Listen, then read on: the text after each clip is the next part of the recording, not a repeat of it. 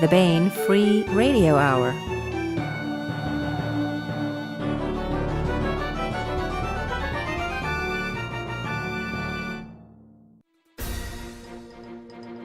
On the podcast, aliens feel extremely disrespected after humans discontinue an awesome Snapchat streak.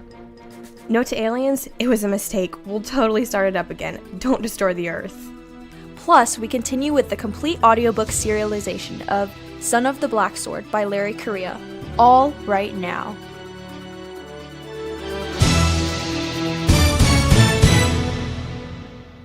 Welcome to the Baen Free Radio Hour podcast. It's an honor to have you along. I'm Baen Senior Editor Tony Daniel, and with me today is Koki Daniel, who happens to be my daughter.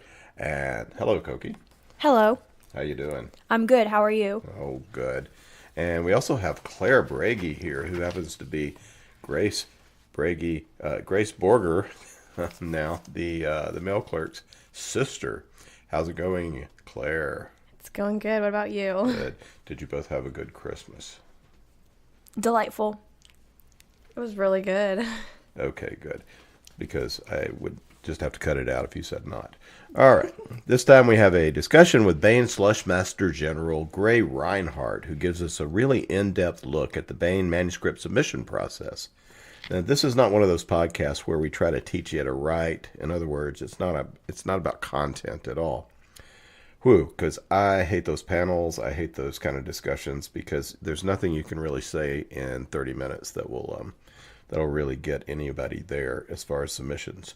And those kinds of discussions are just highly repetitive and super boring.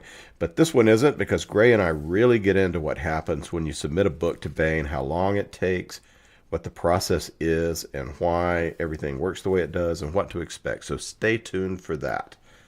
Plus, we continue with the complete audiobook serialization of Larry Correia's great high fantasy novel, Son of the Black Sword.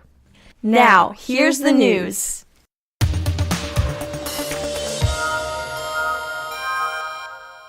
Happy New Year, everyone. It's going to be a great one. And of course, we're ringing in the new year with new Baen hardcovers.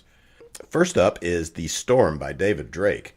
Now, since Koki has been to David Drake's pig-pulling birthday party a couple of times, and even watched fireworks on the 4th of July out at the Drake place, right, Koki? Yep. Pretty awesome. Let's have her tell us about The Storm. This is the exciting sequel to David Drake's Time of Heroes series, loosely based on Arthurian legend, but set in a science fiction far future. It started with the first book, The Spark. In The Storm, it is far in the future. The universe has shattered into chaos and monsters. John, the leader, has dedicated his life to reuniting the scattered hamlets into a commonwealth, where all humans can live protected against the darkness and the things that live in the darkness. But no man can reshape the universe by himself. John has makers to build weapons and clerks to handle the business of government. But he also needs champions to face the power of chaos, which will not listen to any argument but force. Lord Pal of Baen is one of those champions. He has fought monsters and evil on behalf of mankind, and he will fight them again. But now, Guntram, the man who transformed Pal from an ignorant rube into a bulwark of the Commonwealth, has disappeared. Pal must locate his friend and mentor, and then he must battle an entity which may be at the core of the splintered universe. Pal of Baen, a humane man in a universe full of inhumanity. Pal of Baen, a strong man in a universe where some recognize only strength. Pal of Baen, a hero who will keep going until something stops him and who hasn't been stopped yet. Also out in January is Arcad's World from celebrated science fiction author James L. Cambias. You want to tell us about that, Claire? Young Arcad is the only human in a distant world, on his own among beings from across the galaxy. His struggle to survive on the lawless streets of an alien city is disrupted by the arrival of 3 humans. An eccentric historian named Jacob, a superhuman cyborg girl named Baichi, and a mysterious ex-spy known as Ree. They seek a priceless treasure which might free Earth from alien domination. Arcad risks everything to join them on an incredible quest halfway across the planet. With his help, they cross the fantastic landscape, battling pirates, mercenaries, bizarre creatures, vicious bandits, and the harsh environment. But the deadliest danger comes from treachery and betrayal within the group, as dark secrets and hidden loyalties come to light. Thanks. Our Cat's World by James L. Cambias and The Storm by David Drake are available in January 2019 at booksellers everywhere. So happy, happy, jolly, jolly, go out and get 'em.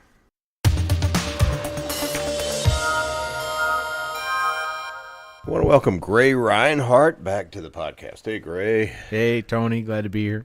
So Gray Rinehart is Baen Consulting Editor and also known as the Baen Slushmaster General, who is our editor in charge of dealing with, initially, with unsolicited submissions. We'll talk about that in a moment. I wanted to talk a little bit about, get some of Gray's biography in, so that you'll all be suitably impressed, as am I.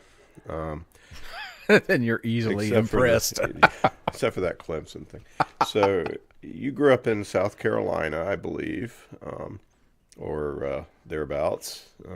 Yeah, I spent most of my growing up years in Georgetown, South Carolina, right down on the coast between Myrtle Beach and Charleston. Yeah. And you were in the Air Force for many years. You had a career in the Air Force. I was 20 years in the Air Force with a number of different assignments and different actual specialties that I guess I can't say I really specialized in much of anything because I did so many different things. Mm-hmm. Did you go in an officer? Yeah, I went to through the Air Force ROTC program, so I was commissioned a second lieutenant out of college, and actually had a few months of casual status because they weren't ready for me at my base of assignment, and so if I remember correctly, I graduated in May, and I worked in the paper mill for 3 or 4 months before I went in September and started my Air Force time. Oh. You mean the mill down? The paper mill in Georgetown, actually in the box plant. Oh my God! I grew up near till I was 10 in Tuscaloosa, Alabama, which has a paper mill, a pulp mill. Yes, and the smell lingers with me in my mind still. I don't know. I'm not at all surprised because the pulp mill was right next to the box plant in Georgetown. So yeah, we were well used to the rotten egg smell. On to more pleasant subjects. So you began writing and editing in the Air Force toward the end of your career, right? I mean, you were writing speeches and such, or well, my last assignment was as a speechwriter to the Undersecretary of the Air Force, and I did that for 2 years, and actually wrote for 2 undersecretaries, and in between for the acting secretary. But I had, up until that point, I had written some technical papers, I had written some articles, and I had written a nonfiction book on education and specifically on combining or applying quality improvement tools and techniques to the classroom and to the educational system. But had you done any fiction to that point, or was? I had tried and failed a number of times. When I was overseas on a remote tour in Thule, Greenland, I spent my time there learning to play guitar and writing a novel because there's really not a lot to do in Thule, although I did get out and do some other things as well. That novel is unpublished and should probably remain unpublished, but I had tried at various times to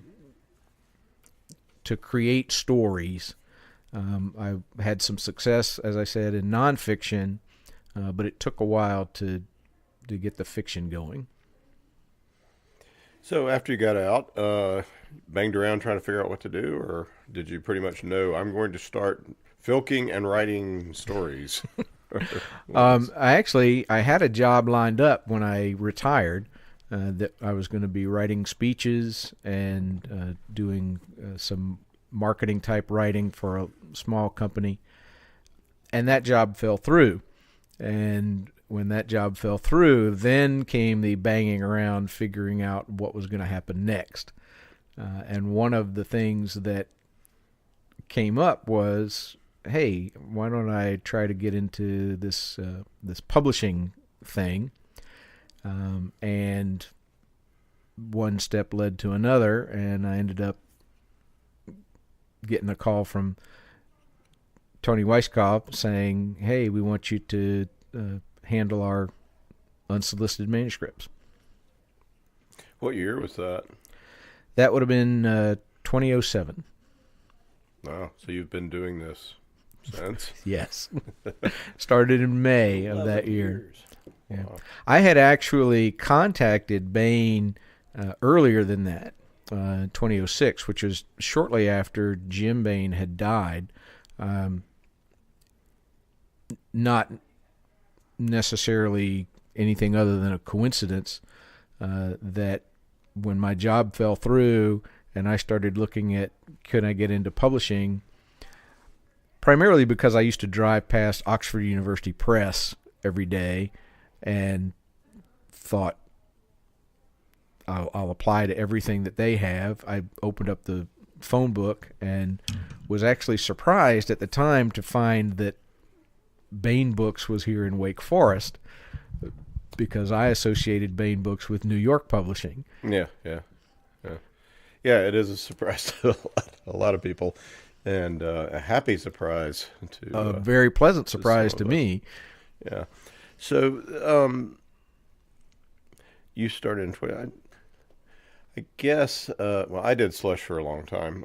From on and off. I started in like '99 doing some Baen slush, and then I think I really started doing it from 2000, 2001 up until 2005 or so. I'd been, I guess somebody was doing it in between when when you came on. So. I don't know who had been doing the paper slush, because that's what I started in. Mm-hmm. It was just paper slush. I would drive up here to the office about once a month and drive back with boxes full of slush. And then for a while, they would package things up at the post office box in New York and ship big UPS boxes full of slush to my house, 70, 80 pounds of slush in a box. Yeah. But if you were doing paper slush, then that's probably how you were getting it as well. Well, I lived in New York. So I would drive my Jeep up to the old Baen office in Riverdale and pick up enough to last me for several weeks. And it would fill up my Wrangler, of course. I'm not at all surprised. I never filled up the back of my pickup truck, but I would fill up the seat beside me and the floorboards. Yeah, and I had a lot to get through because nobody had read slush for a year and a half or so, maybe 2 years before I came on. There had been a hiatus, and so.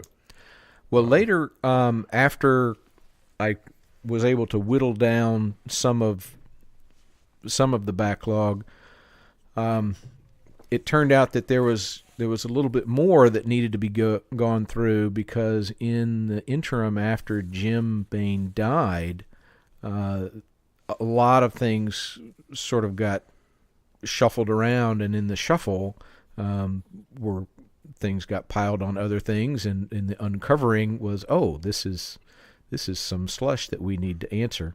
Yeah.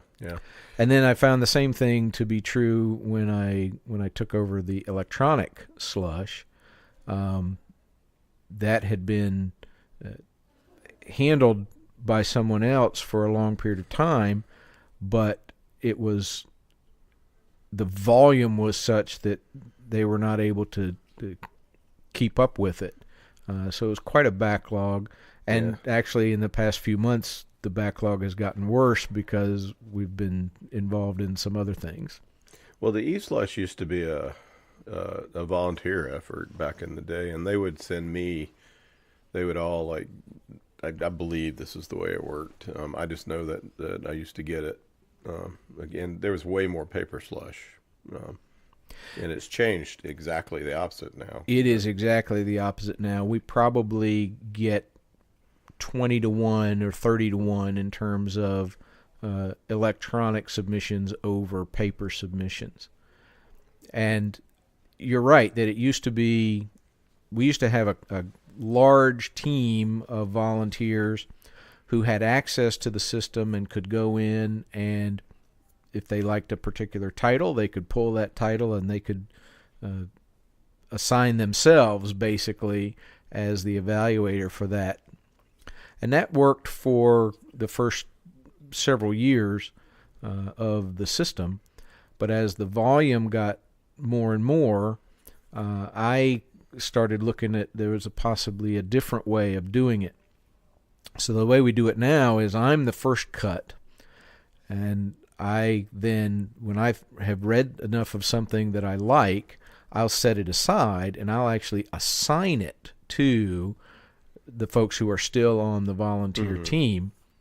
This way, they are getting things that are a little better than the vast majority of things that we get.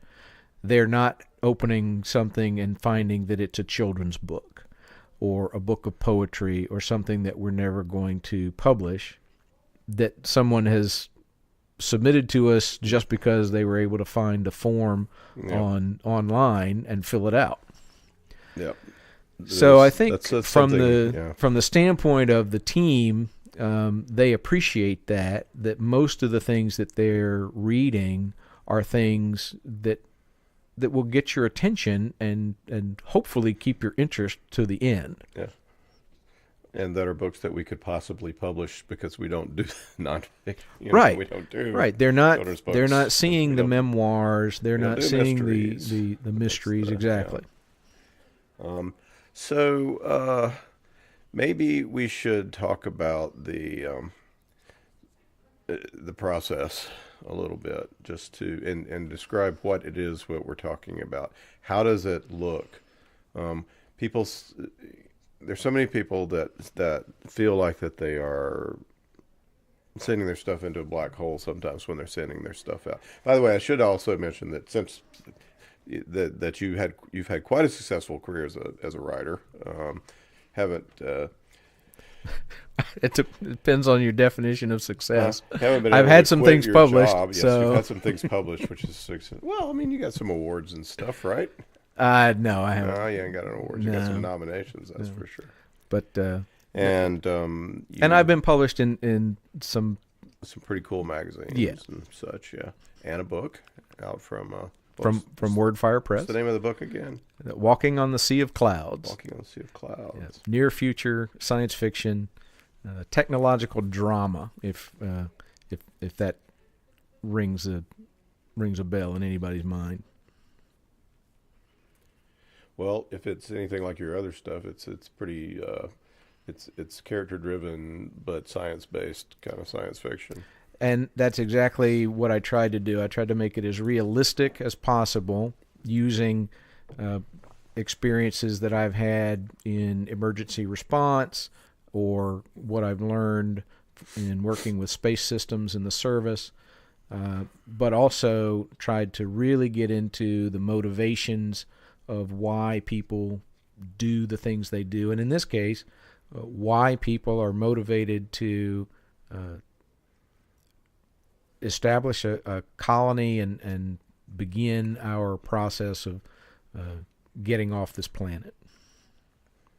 Cool. So, I mean, not to put any thoughts in anyone's heads, but if I was trying to get through a certain editor, I might look at some of the stuff he's done, see what he likes, at least what he does. It might not be a surefire clue because many people like a lot of things that they don't write. But on the other hand, what the hell could it hurt? Well, the thing that I would say beyond that, and I appreciate the plug. We can repeat it later if we want to. Okay. Is it's really important for writers to read the kinds of things that Baen publishes. If they're writing science fiction, they should read some of our science fiction. If they're writing fantasy, they should read some of our fantasy. Because we get too many submissions from people who, while their writing may be first rate, the type of story they're trying to tell is not quite the action-driven, high-stakes kind of story that we find our fans prefer. And if we publish stuff that isn't what they like, it drops dead often. And we don't want to do that to a writer. No, we don't. It's like, it's like we are a branded company that publishes stuff that that people, they look at the imprint a lot of times and say, "Oh, this is a story I want to read. This comes from a," they know that they're going to get something that that is not going to, for instance, have a, that an angst-ridden main character who commits suicide at the end, probably. Right. So, we just don't do that sort of thing. So, Tor will do that for you, fine. So, in fact, isn't that what all Tor? Never mind. Oh, don't go there. So anyway, so absolutely, it's so amazing the amount of slush I got that just it was clear they had no clue what we published. And it was sad because they'd wasted everyone's time, including mine, but theirs as well, and gotten their hopes up over something that didn't have a snowball's chance in hell, because it was not anything we were going to. It's not that it wasn't any good; it's that we would have been done a disservice to them if we'd taken it. Right, and we were not the market for it. And I think in some respects the shift from paper submissions to electronic submissions, while it has made a lot of things easier, has also made it easier for people to submit more blindly than they did before, because it's easier, it's less expensive. They don't have to think about, I'm investing money in printing this 600-page manuscript and paying for postage and all of that, when they can just upload it and press a button and it's gone.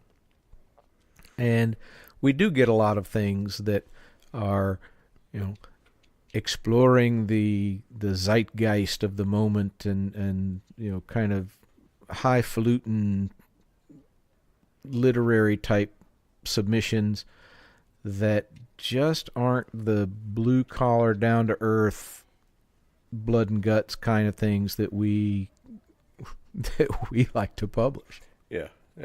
So now I used to get these. You could sometimes physically tell it was a problematic or a problem manuscript because it would be on scented paper, or they would use a weird font, or they would bind it with ribbons. We've gotten a few of those. I've gotten ones that are full of hand-drawn illustrations, and is there an electronic equivalent to?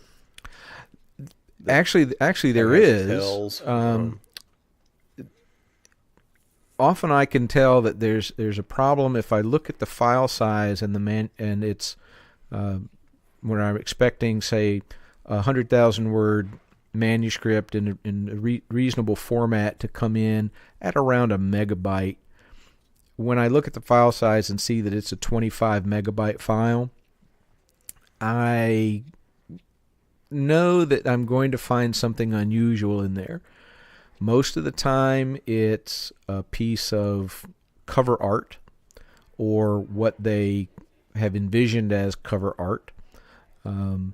Sometimes there will be maps. Sometimes there will be embellishments in the file itself. For instance, they will have gone to the trouble of formatting it like a book instead of like a manuscript. And they will have done drop caps and chapter headers with fancy fonts and things like that, none of which is necessary. In fact, we specifically say, please send us simply a manuscript and let the story speak for itself. Yeah. And anyway, we're not going to use any of that stuff. All we care about is the manuscript. We're going to redo it all and do it, and pack it. We got an entire staff that does these things, so don't spend your time worrying about that. So, what is the right way? How do you do it? You want to? Well, the right way first is to write a good story. Yes. That do your research. That seems to fit the kind of thing that we're looking for. Yeah. First of all, learn to write. Yes. That might be 99.9% of the process, but certainly, to be able to write with clarity is probably the most important thing as a first step. Yeah.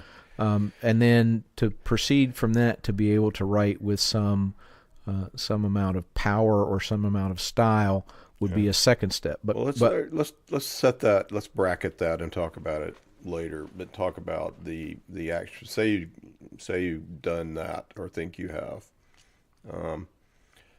Then the first step is to open up the writer's guidelines and see what they say, and to follow them as best you can in terms of formatting your manuscript and making sure that you include not only the manuscript but a synopsis of the story, 4 to 8 pages that actually tell the story from beginning to end. And we do not require a cover letter. In fact, we specifically say that cover letters are optional. But if you're going to send a cover letter, make it as simple as you can. Dear Baen Books, I'm submitting my 120,000 word science fiction novel for your consideration. Thank you for your time. And you find all this stuff on the website. Yes. .com. It's not any mystery where it is. Although you used to have to search for it a little bit. We've redesigned the site. We've redesigned the site, but still, if you go on Baen.com and you look under the frequently asked questions, I think the second item on the frequently asked questions is what are the manuscript guidelines? And when you open that up, they're pretty clear. In fact, we've recently submitted to the folks who run the website an update. I didn't check today to see whether that update has been done, but it probably will be before the end of the month. And that was just to clarify a couple of questions that I had gotten in terms of font preferences and things like that. And along the way, we decided that we would clean up a couple of other issues. So what are the formats you want the manuscripts in? We just want a serif font, and obviously we can't demonstrate a serif font on an audio-only podcast, but a serif font is one that has little tails at the edges of the letters. And good examples would be Times New Roman is a serif Correia. font. Courier is a serif font. Courier, of course, is sort of still the industry standard. And those are the two that we specify. But there are others that are perfectly acceptable. Book Antiqua is a good one. Bookman Old Style is a good one. But if you have Times Roman, then you're good to go. And it just doesn't matter beyond that, right? Beyond that, we do ask for double spacing, and we ask for simple formatting. We don't ask for people to take it on themselves to format with curly quotes instead of straight quotes, or with M dashes instead of just 2 hyphens next to one another. We just ask for them to submit a simple, clean manuscript that we can easily read, because the easier it is for us to read it, the more of it we're likely to read. And we would not like to get PDFs. We specifically say we want rich text format, RTF files. Okay. Some folks have asked why. And honestly, I don't know, because that predates my being here. But yeah, PDFs are more difficult for us to deal with through the electronic system. I often see a PDF submission and think that I've got an amateur paranoid writer who's afraid I'm going to steal their idea. And that may be. I don't know. I can't So get into I would the- never submit a PDF just because you're sending the editor a message that you don't really trust them to. I hadn't really thought about it, but grab that's, yeah. Yeah. So, all right. Well, these people wrap their beautiful babies up and put them into the hopper. Yep. What happens to these babies? Usually within the first few weeks of receiving something, I try to do this very quickly. I will at least open every single one to make sure that the file works, that when I open it up, there are actually words there. And if there are not, or if the file comes up and it appears to be corrupted in some way, I will send a note and say, hey, there's a problem with your submission, and these are the steps you need to take to fix it. And I try to do that within 2 to 3 weeks of us receiving something. Mm-hmm. So somebody doesn't have to sit around and think, did I send them Did I send the right file a format, file that's or did I? horrific and that they couldn't even open? Exactly. And I'm sitting here worried about whether they like my story and they haven't been able to read it. Right. Yeah. Now at the same time I do that, I try very hard to send back responses to the people who have submitted something that we are clearly not looking for.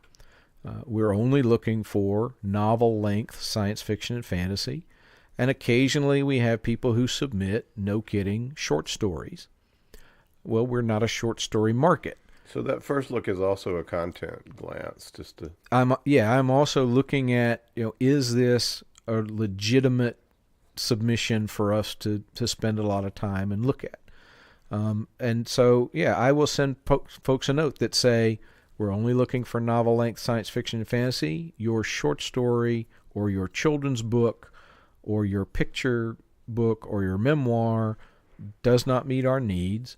And I try to get those processed as quickly as I can as well, because it allows me then to spend more time on the ones that actually might fit into our catalog.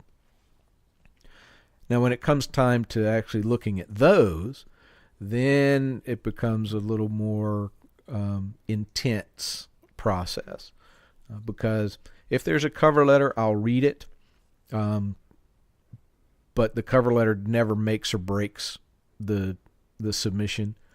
I'll open the file and find chapter 1 and start reading from there. That's really the main thing. And I like to explain it in the way of imagining it. Folks, imagine that you are in a bookstore and you only have enough money to buy one book, but you are faced with a shelf full of books to consider. How much of each one of those are you going to read in order to decide which one you're going to spend your money on? That's where I am in the process. I have hundreds and hundreds of submissions that are waiting for me to look at them in depth, but I can't read every one of them in their entirety.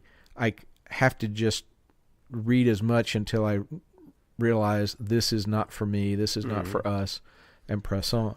So this is a good thing to know because I don't know how many writers that I've talked to, prospective published writers over the years, and so many people obsess over their cover letters, and they just write them and rewrite them. And I've always thought that if you would spend that time working on your first chapter, your first 2 chapters, and just making sure that they are absolutely gem flawless things of beauty, and just say here's a book in your cover letter, and not try to word your your pitch or whatever, because nobody cares really.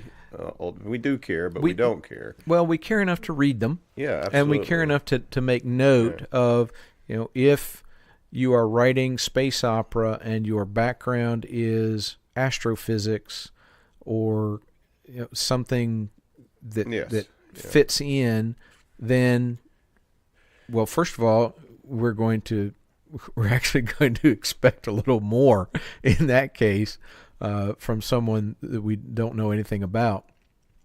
But the cover letter is not going to sell us the story.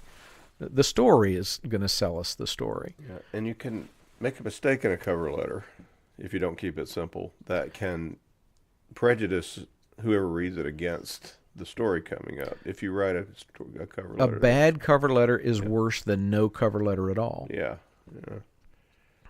Now, the reason that we ask for a synopsis is that, let's say that I've read the first few pages of the story and I'm not really sure that it's something that we want to publish. That's when I'm going to go find the synopsis, if there is one, and read the summary of the whole story. Because it may be that the first chapter isn't grabbing me, but the story doesn't actually begin or get interesting until chapter 3.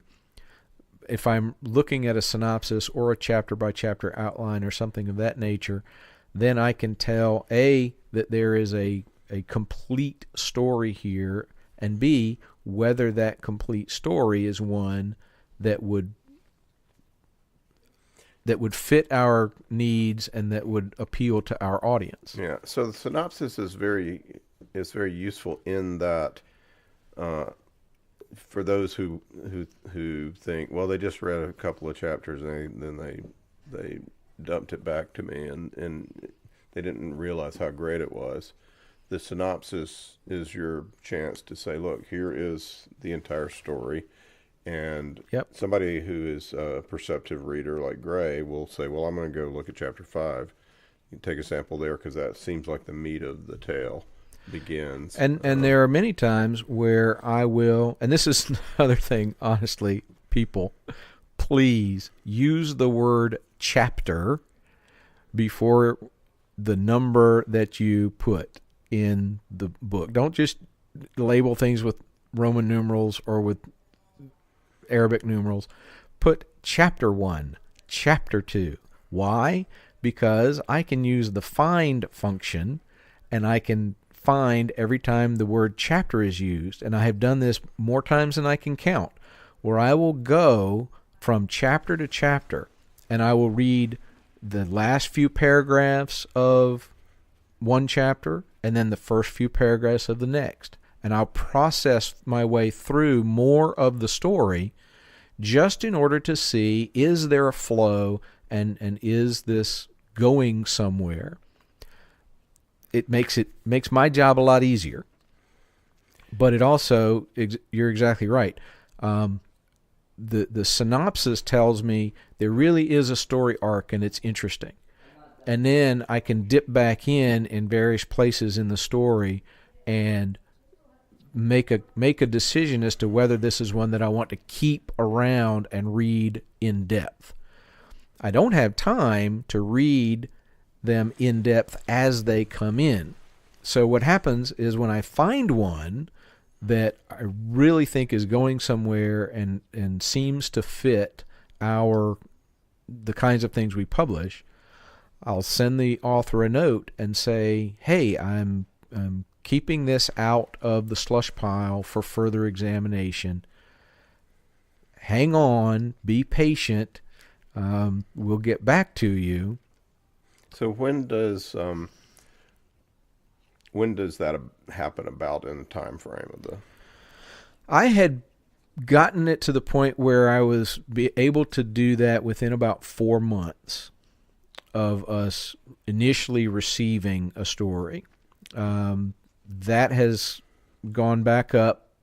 Unfortunately, we're up to about 8, I think, now, because I had some other duties that I was performing for a while. And now that I'm back into it, I'm trying to whittle that time back down. Yeah. But we'll send that note to folks, and then imagine that it's a funnel, and we get a whole bunch of submissions in the top of the funnel, but it's not just one funnel; it's a series of funnels. The initial one we're taking the good ones out and putting them into another hopper. And right now, I think there are probably 500 or 600, maybe upwards of 700 in the big funnel right now. And there are about 50 in the smaller funnel. And those are the ones that I assign out to people to read.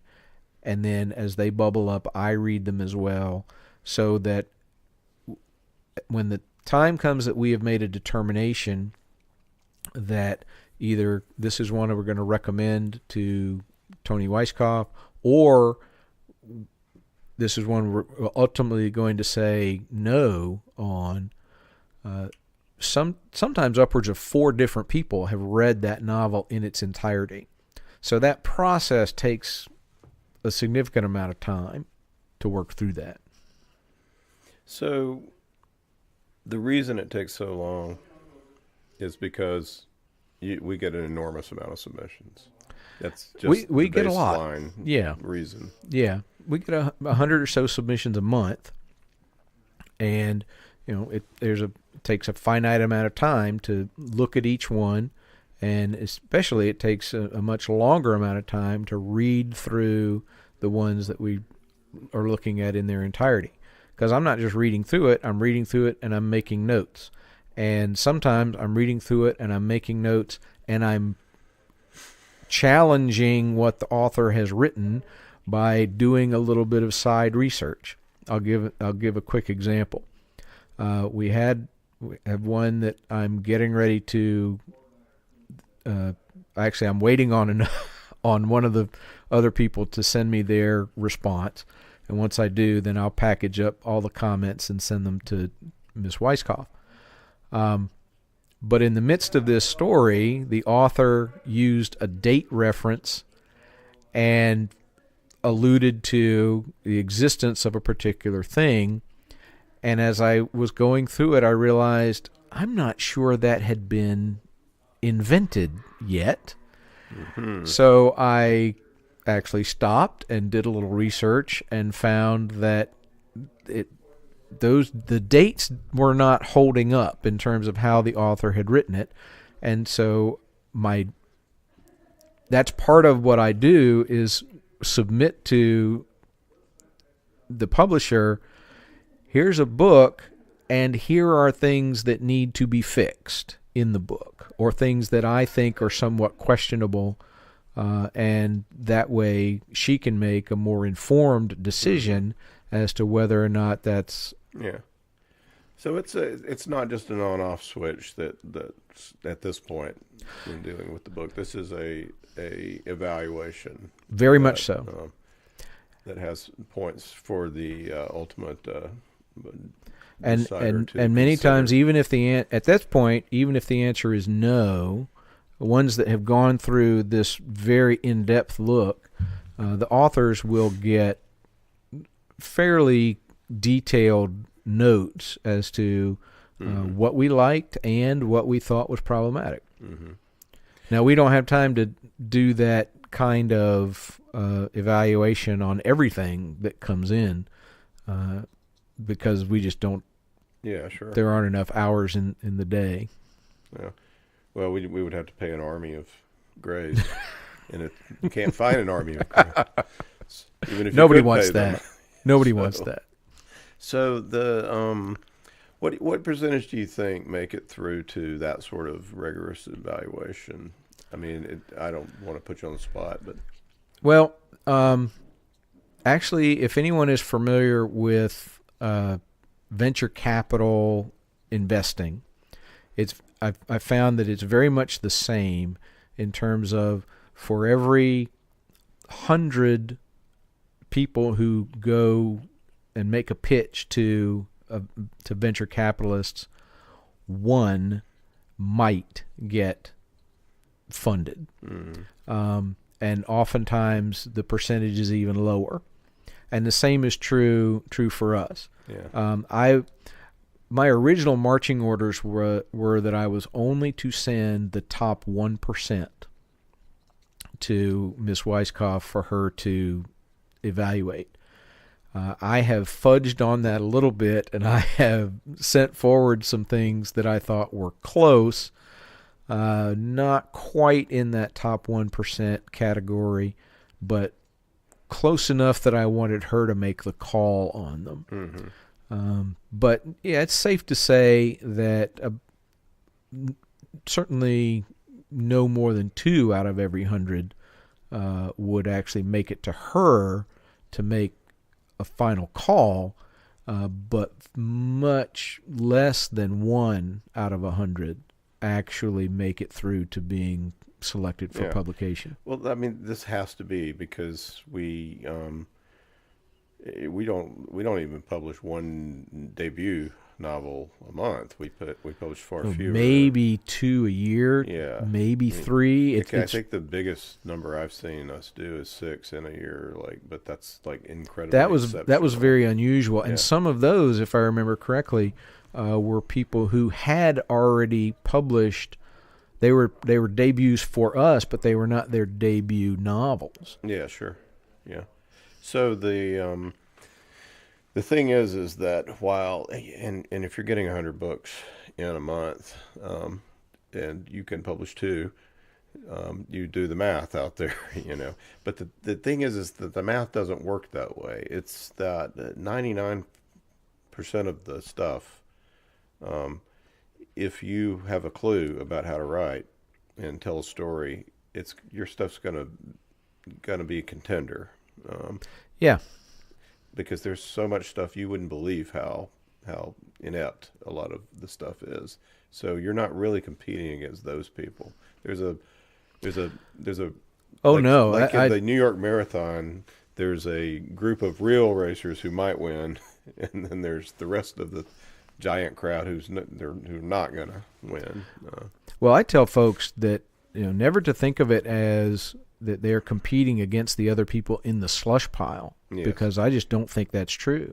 They're competing with the other people in the catalog. They're competing with the other people on the bookshelves now. That's and especially for us, because because our publication numbers are fairly modest, and many of our books are already on contract. We already have authors who are consistently producing the kind of work that our audience wants. We just don't have the room, if you will, to bring on debut authors as often as we would like. Very often. We have had to say no to some properties that I thought were very fine novels, but they just simply were not going to fit in, or were not. Yeah, I mean, you don't want to have something that you can't publish in a year or 2, that you would have to schedule out till. Well, but see, that in and of like itself that. has there are some that we're still holding on to, and we have had for a number of years, and have not told the author no yet. And it's because we don't like to say no if there's a chance that we might say yes. Yeah. Now, when it gets to be that long, we're not averse to those authors deciding that they're going to take the property somewhere else. Communication with them. I try to keep the lines of point. communication very open. I spend a good portion of my time, in fact, corresponding with authors who write in and say, "Hey, it's been 6 months since I heard from you. Where are we?" And I can write back and say, "Well, you've gone from having 20 in front of you in that good enough for a second look pile to only having 12 in front of you. So we're making progress. We're getting closer." And for some of the folks whose things have actually made it past that step and have been recommended. I can tell them that it's still in there, but just as we try to maintain good communication from us to the authors, we appreciate it when authors will communicate with us when they have found another home for their story. I sent a note to an agent and said, hey, we'd like to hold on to this story. The opening of it is pretty good, and we're going to put it into our, hold it for further review. And the answer I got back was, well, we sold that a few months ago. And I thought to myself, why didn't you let us know so that we wouldn't have invested the additional effort in looking at it? And someone else's manuscript could have gotten that. Exactly. Attention. Could have gotten that attention. Yeah. So it does work both ways. I think that we have made it both, through what we've done at conventions, from what we're doing here on the podcast, from what we've done on YouTube with our live slush sessions that we did in the spring. We are trying to make sure that we get the word out about how we do it, and we're also trying to make sure folks know that if they have questions, they can ask them. What would be there's really no point in writing in until 6 months. Or I would agree with that. Our advertised response time is 6 to 9 months. Yeah. And I try very hard to make sure that we are faster than that, which is why now that it's up around the 7 or 8 month point, I want to get it back down under 6 months, because I've been on the other side. I know what it's like to be waiting. And I want to treat every manuscript that comes in the way I would like mine to be treated. It's sort of the golden rule of reading slush is how I'm looking at it. So if something makes the second cut, how long could the wait be on that? And that's more That is a longer wait. And honestly, right now, and I hate to say it, but it's up around 2 years. Mm-hmm. That's understandable. I can't do any more than apologize for the delay and the inconvenience, and keep the communications open. In fact, one that I was looking at just yesterday, I came in October of 2016, and I'm getting ready to put together a report on that. Based on my assessment and the two other people who have read that novel. And things take time. Yeah. That's that. So it seems like the takeaway for a writer from that would be keep writing. Do not let this anticipation of anything one way or another be a limiting factor on your and that's exactly why in the automated response that our system sends out to people, it says start working on your next novel. Mm-hmm. Use the time in the interim to your best advantage. Yeah. Well, what about if the person has written the first novel and what they anticipate is a series, and then they immediately start working on a second novel in the series? Now I would say, do not send that to me if it was me. Should they send that second novel in after they complete it as continuation of the slush? Or I get the question, and occasionally I do see the sequels come in before the first one has been we've finished with. I much prefer it when people ask the question, so that I can say, please don't send it, because again, now you're taking space in the system and taking time that could be used on other projects. But the main reason is that if we decide to publish or to make an offer on the first novel, the very next question we're going to ask is, what else do you have? And at that point, you can say, well, I've written books 2 and 3, and they're ready for you to see them. To send those into the slush pile really is less advantageous to sending them to the actual developmental editor who is working with you on your first novel. Also, we may ask for a substantial rewrite, and that's going to just completely blow out could very those well other books that you've written in the series, because we may want something that throws your entire logic off. But it brings up another issue that we see from time to time. Our guidelines say we prefer not to get simultaneous submissions, and we prefer not to get multiple submissions. I don't know that everyone understands what those are. Simultaneous submission would be you submit it to us, and at the same time you submit it to DAW and Tor and ACE and everybody else out there in the world. No publishers like that, because if we decide to make you an offer, we don't necessarily, especially for us, we don't have the resources to get into a bidding war with other publishers. And if another publisher makes you an offer, we're going to say congratulations and good luck on that. Yeah. But multiple submissions, a little bit different thing, and that's you've written 3 novels and you decide you're going to submit all 3 novels to us at once. I get that a lot, and it's, again, our guidelines say we prefer not to see these.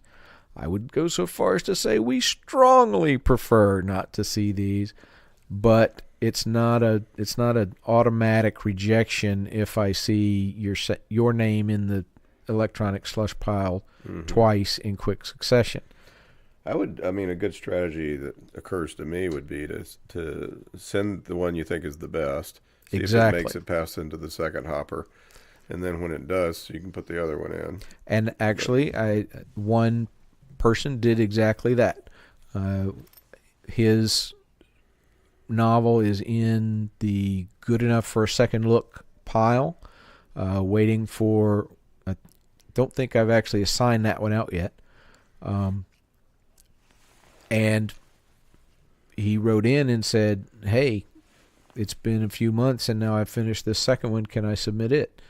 And I said, well, you can, it's better if you wait, but you don't have to. And so he went ahead and submitted it. I haven't even opened it yet to see what it is. Climbing up.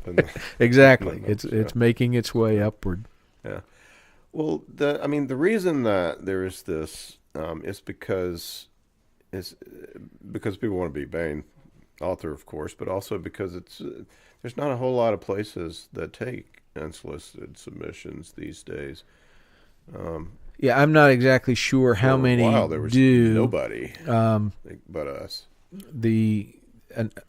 A lot will not even look at unagented submissions, but even ones that will look at unagented submissions sometimes won't look at unsolicited full manuscripts. And so, folks are advised to send a query letter to them, maybe send a partial with a few chapters and a synopsis. But we don't ask for that. I still get them.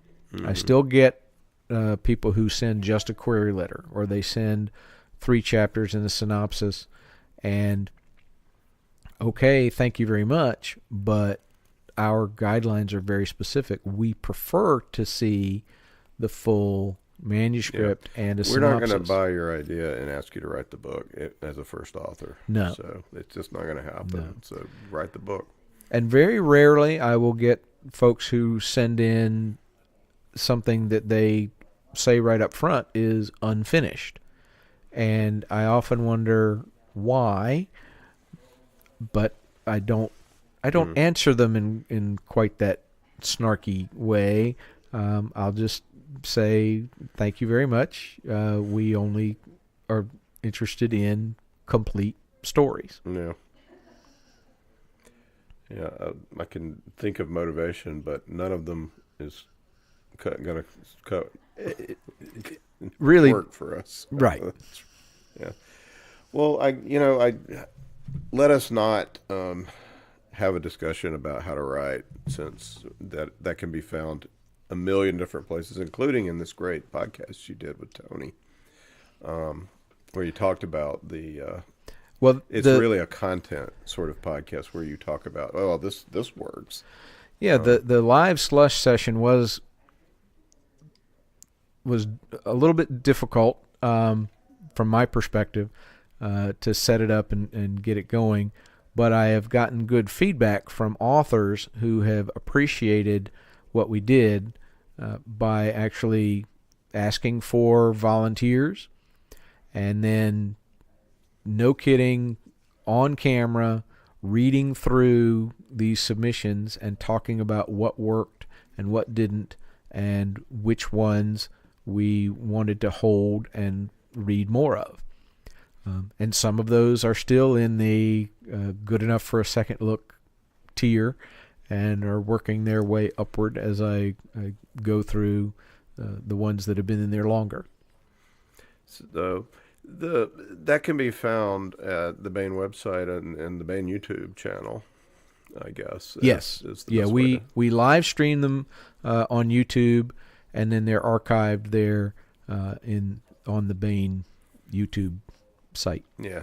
So check that out if you want to hear things like what's a good first sentence? What's is this a good idea? Is this the kind of thing that we would buy or not? Right. And where was Tony's line of death, as she puts it? That point in the manuscript where she decided she was not going to read anymore. Yeah. There's a second grouping of submissions at Baen also that come from agents, and so simultaneously to, even though we say no, we don't like simultaneous submissions, it would probably behoove the writers out there to also be attempting other, because if you just think about it, 2 years you're waiting on your book, you need to be doing something else as well, trying to develop it. And fortunately, there's other things you can do.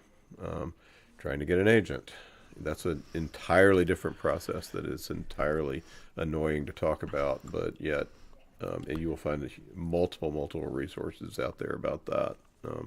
It is, but that's also one that our approach to that may be a little different than what people expect, and that is we're not averse to working with an agent as long as the agent is in the mix in as early as possible, in the beginning when we are making an offer. The conventional wisdom used to be that you send your manuscript in, you got an offer from the publisher, and then you ran out and got an agent by saying, hey, Baen Books just offered me this, will you represent me? And then you got the agent to come and negotiate on your behalf. Jim Baen did not like that. Yeah, and Tony doesn't. Tony does not like that, and so that is not the way we recommend it. However, if you, in the interim period while we're evaluating your story, get an agent, by all means, tell us. I can't think of when it was, but I know that probably at least 3, if not more times, I have had an author write in and say, hey, I am now represented by this person. And so I've made an annotation in our database that if and when we decide to make an offer, we're going to make the offer through that agent. That's right. We don't dump the manuscript. We don't say, oh, you got to start over. Or anything No, like that. no, not at all. It's, Not at all. so tell us. The place in the queue is secure. It's just a matter of letting us know who we're working with Because if we make an offer to the author, we expect to be negotiating with the author and to develop a relationship with the author. If we make an offer through an agent, we know that we're going to be doing business through that intermediary. We just don't want to have a third party suddenly jump into the mix. Now, having said that, I know that if we make an offer to someone, they are encouraged to go find as much assistance as they can in terms of evaluating the offer and understanding the contract. Intellectual property lawyers who are familiar with book contracts would be helpful in that regard. Other authors who have published books would be helpful in that regard.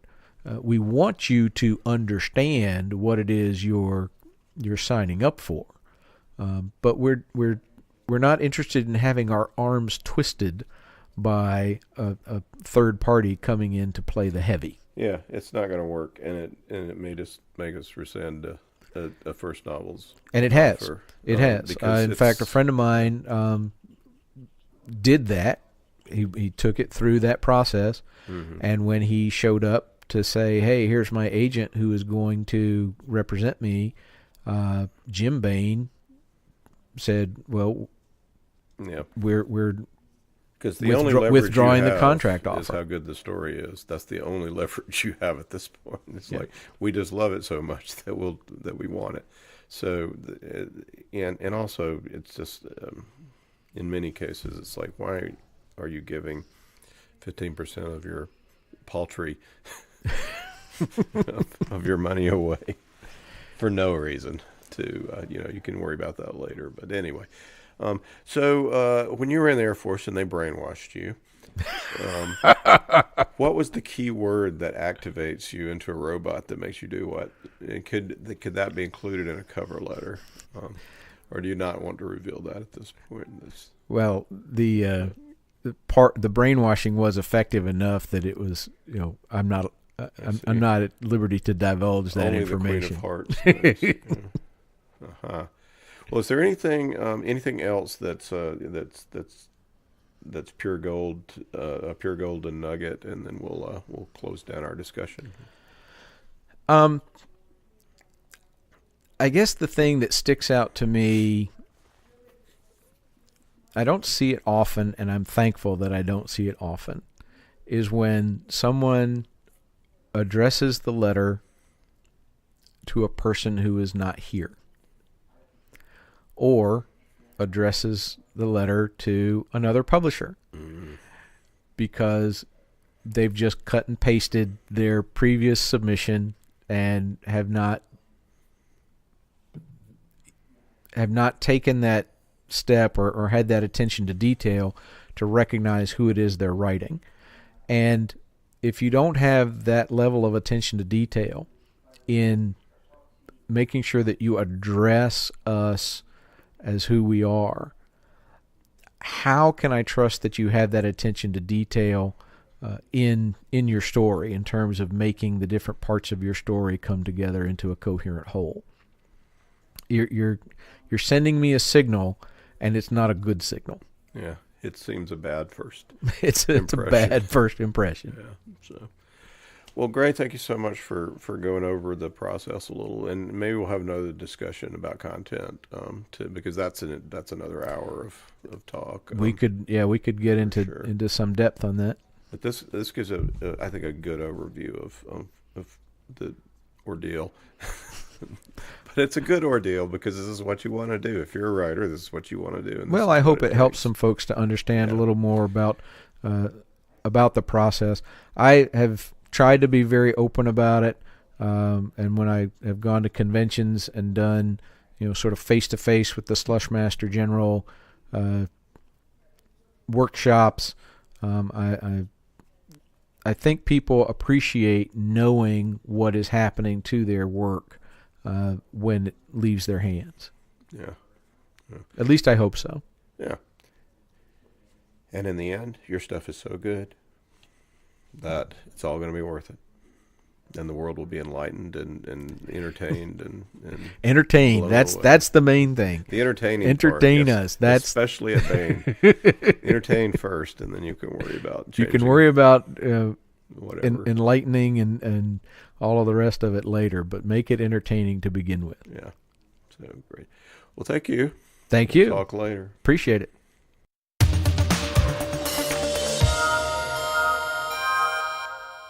Now we continue with the complete audiobook serialization of Son of the Black Sword by Larry Correia, Book 1 in the Saga of the Forgotten Warrior. After the War of the Gods, the demons were cast out and fell to the world. Mankind was nearly eradicated by the seemingly unstoppable beasts, until the gods sent the great hero Ram Rowan to save them. He united the tribes, gave them magic, and drove the demons into the sea.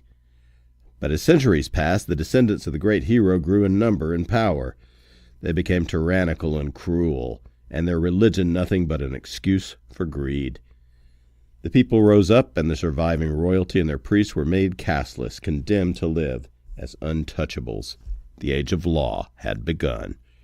Ashok Vidal has been chosen by a powerful ancient weapon to be its bearer. He is a protector, a member of an ancient military order of roving law enforcers.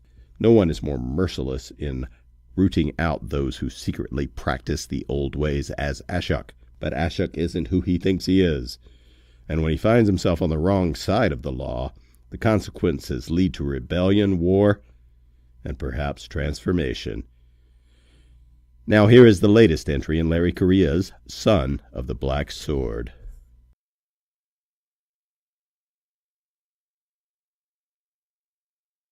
Chapter 16. Radha was happiest at times like this. The presiding judge had sent out a detailed information request. Such an assignment would send her into the oldest, dustiest, quietest parts of the legal archive for literally weeks on end. She could read and research, moving from one book or scroll to another, coming out only to sleep and eat, when she occasionally remembered to, and then back to the archives. She'd read all day, and then make notes all night by lantern light, until the eye strain made her head throb, and then she'd do it again the next day. Once all of the possible legal questions were exhausted, only then would she write her report. It was wonderful. This particular report was about the ramifications of the proposed destruction of the casteless.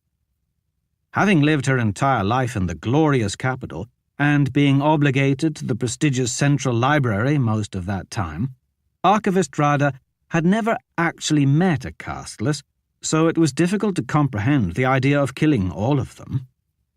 She'd seen the filthy non-people mucking out the storm drains on her way to the library a few times, but for the most part, the casteless who lived in the greatest city in the world remained invisible. She'd pulled the latest reports from census and taxation for the judges, so she was aware of how many of them there actually were. But understanding numbers in a ledger was different than picturing them as living things. It was a good thing Radha was an academic, because she only had to report on what was actually written in the law, and didn't have to delve into the difficult things like interpreting or enforcing those laws. This was a rather confusing issue, and one that the legal library had not worked on for quite some time. There had been many regulations pertaining to the casteless, passed over the last few hundred years, and those laws were based upon prior laws. So she'd pulled those, and found that they were based on even earlier laws, and those were reworked versions of even older laws. In fact, it turned out there had been a group of people regulated to be untouchables since the age of law had begun over 800 years ago. This was all rather exciting to Radha because ancient history was a controlled topic and could only be reviewed under certain circumstances with approval from the Order of Historians, and they were a tiny, secretive bunch. The only order more tightly controlled than the historians was probably the astronomers. This case was giving her an excuse to read all sorts of interesting things. Here are the works you requested, Archivist. One of her assistants entered the room, grunting beneath the weight of a stack of old books. Thum! He dropped the books on the library table in front of her, which raised a great cloud of dust. Rada took off her now dust-speckled reading glasses and wiped them on her sleeve. Glass of this quality was expensive, even by her family's standards. Satisfied the precious lenses were clean, she put them back on, glanced over the stack, and took in all the titles at once. There are only 19 here. Where's Ingradra's first volume of historical proceedings? Where's Malati's testimony on the prior age? I'm really sorry, but I couldn't pull those. The assistant was a little scared of her. The Lord Archivist declared there's no reason for us to look at the early histories on this subject. What? That's asinine. My assigned topic clearly relates. General access to information about the prior age is prohibited. You'll have to take it up with the superiors. Rada sighed. She'd hoped to do this without trading favors. Tell me something I don't know. The books you're requesting are in a section I'm not allowed into. My apologies, my lady, but you'll need written permission to enter. She thought about yelling at her assistant, but that wouldn't accomplish anything. It wasn't like some low-status librarian was going to fight with the Lord Archivist. That's my job. She needed to talk to him about this fascinating but troubling assignment anyway. Her investigation had found a few irregularities, and librarians hated irregularities. Since she only needed her glasses to read, she put them back in their case. It was better not to risk such expensive things on a hike through the library.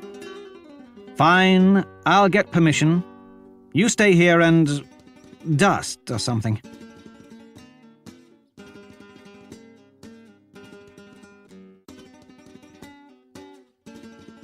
That was another entry in the complete audiobook serialization of Son of the Black Sword by Larry Correia. And that's it for the podcast. Thanks to Audible.com and to the podcast theme composer Ruth Judkowitz. And a deep purple glitter bomb of thanks, praise, and mega hurrahs for Gray Rinehart, Baen Books Slush Master General. Please join us next time here at the hammering heart of science fiction and fantasy. And keep reaching for the stars.